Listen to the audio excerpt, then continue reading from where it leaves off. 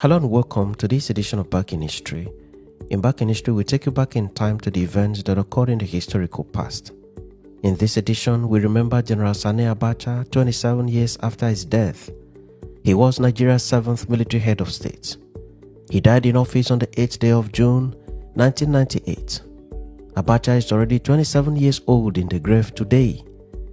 We narrate the circumstances of his death, the events that followed, the movement of his corpse from Abuja by air to Kano, where he was buried, and the intrigues that followed his burial.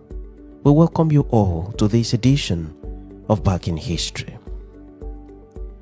There was no news of the sickness of Sani Abacha prior to his death. He was hale and hearty, and as a matter of fact, a day before his death, he was at the Nnamdi Azikiwe International Airport in Abuja, where he personally received the entourage of the then Palestinian leader Yasser Arafat, who was in Nigeria on a state visit. The visit had been widely publicized and beamed live on television for all to see. Yasser Arafat was a hugely popular figure and everyone wanted to catch a glimpse of him.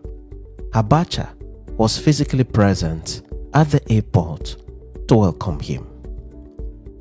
Abacha appeared strong as usual, and there was no sign of him being ill or any indication that Abacha was dying anytime soon, let alone dying few hours away.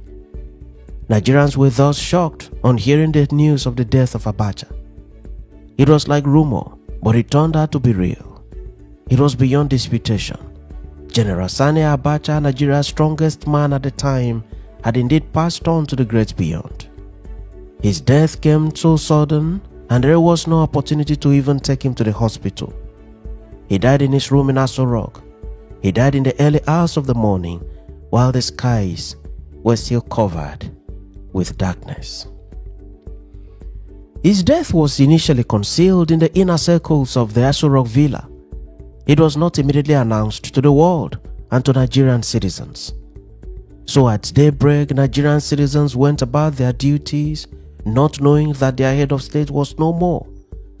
The news of the death would later be broken to Nigerians in the course of the day. Ironically, it was the BBC that first broke the news to Nigerian citizens and to the world. Radio Nigeria then took the news from the BBC and also made a broadcast to the nation. Abacha's death gave rise to many theories.